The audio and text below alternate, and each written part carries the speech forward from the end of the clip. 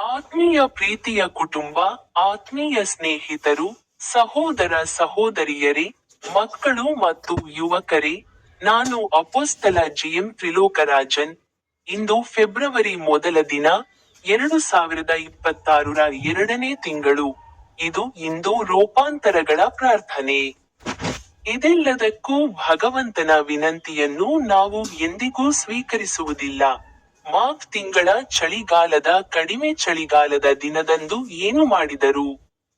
ನಾವು ಲೆಂಟ್ಗಾಗಿ ಮಾಸ್ಗೆ ಹೋಗುತ್ತೇವೆ ಮತ್ತು 40 ದಿನಗಳ ಲೆಂಟ್ನಲ್ಲಿ ನಿಮಗೆ ಬೋಧಿ ಬುಧವಾರವನ್ನು ನೀಡಲು ನಮ್ಮೊಂದಿಗೆ ಸೇರುತ್ತೇವೆ.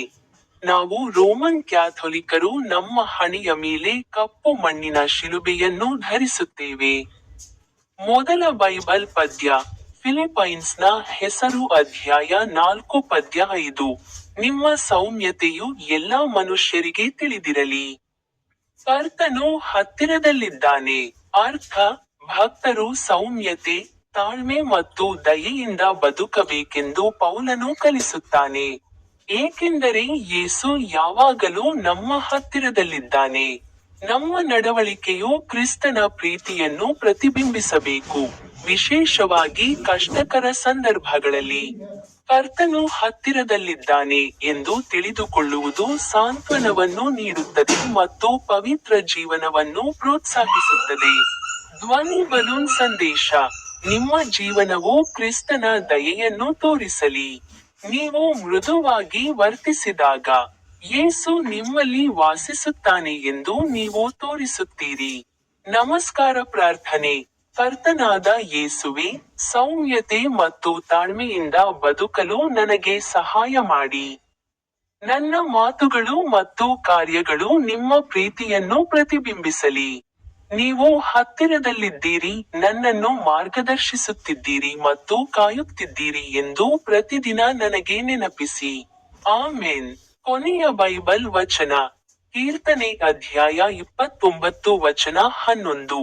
ಯೆಹೋವನು ತನ್ನ ಜನರಿಗೆ ಶಕ್ತಿಯನ್ನು ನೀಡುತ್ತಾನೆ. ಯೆಹೋವನು ತನ್ನ ಜನರಿಗೆ ಶಾಂತಿಯನ್ನು ನೀಡುತ್ತಾನೆ. ಅರ್ಥ: ದೇವರು ಹೋರಾಟಗಳಿಗೆ ಶಕ್ತಿ ಮತ್ತು ಆತ್ಮಕ್ಕೆ ಶಾಂತಿ ಎರಡನ್ನೂ ನೀಡುತ್ತಾನೆ. ಅವನು ತನ್ನ ಮಕ್ಕಳನ್ನು ದುರ್ಬಲ ಅಥವಾ ಭಯಭೀತರನ್ನಾಗಿ ಬಿಡುವುದಿಲ್ಲ. ಅವನು ಅವರನ್ನು ಬಲಪಡಿಸುತ್ತಾನೆ ಮತ್ತು ಆಂತರಿಕ ಶಾಂತತೆಯಿಂದ ತುಂಬುತ್ತಾನೆ. ಧ್ವನಿ ಬಲೂನ್ ಸಂದೇಶ. ನೀವು ದುರ್ಬಲರಾದಾಗ ದೇವರು ಶಕ್ತಿಯನ್ನು ನೀಡುತ್ತಾನೆ. ನೀವು ಪ್ರಕ್ಷುಬ್ಧರಾಗಿರುವಾಗ ದೇವರು ಶಾಂತಿಯನ್ನು ನೀಡುತ್ತಾನೆ. ನಮಸ್ಕಾರ ಪ್ರಾರ್ಥನೆ. ಸರ್ವಶಕ್ತ ದೇವರೇ, ನನ್ನ ಶಕ್ತಿ ಮತ್ತು ಶಾಂತಿಯಾಗಿರುವುದಕ್ಕೆ ಧನ್ಯವಾದಗಳು. ನನ್ನ ದೇಹ, ಮನಸ್ಸು ಮತ್ತು ಚೈತನ್ಯವನ್ನು ನವೀಕರಿಸಿ.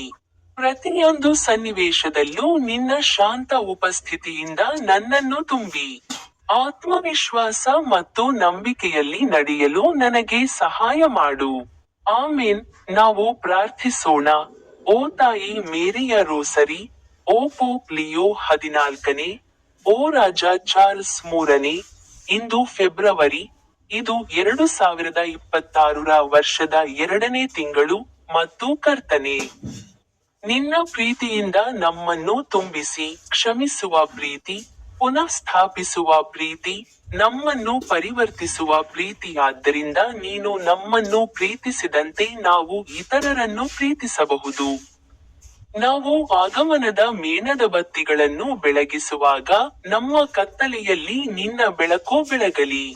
ನಮ್ಮ ಹೃದಯಗಳು ಮತ್ತು ಮನಸ್ಸುಗಳನ್ನು ಕ್ರಿಸ್ತನ ಜನನಕ್ಕಾಗಿ, ಜಗತ್ತಿನ ಬೆಳಕು, ಶಾಂತಿಯ ರಾಜಕುಮಾರ, ರಾಜರ ರಾಜ, ಕರ್ತನಾದ ಯೇಸು, ನಮ್ಮ ಮನೆಗಳಿಗೆ ಬನ್ನಿ, ನಮ್ಮ ಹೃದಯಗಳಿಗೆ ಬನ್ನಿ, ನಮ್ಮ ಲೋಕಕ್ಕೆ ಬನ್ನಿ. ನಾವು ನಿಮಗಾಗಿ ನಿರೀಕ್ಷೆ, ಆರಾಧನೆ ಮತ್ತು ಕೃತಜ್ಞತೆಯೊಂದಿಗೆ ಕಾಯುತ್ತೇವೆ. ಆಮೆನ್. ಹೊಳೆಯುವ ನನ್ನ ಯೂಟ್ಯೂಬ್ ಚಾನೆಲ್ಗೆ ಭೇಟಿ ನೀಡಲು ಮರೆಯಬೇಡಿ.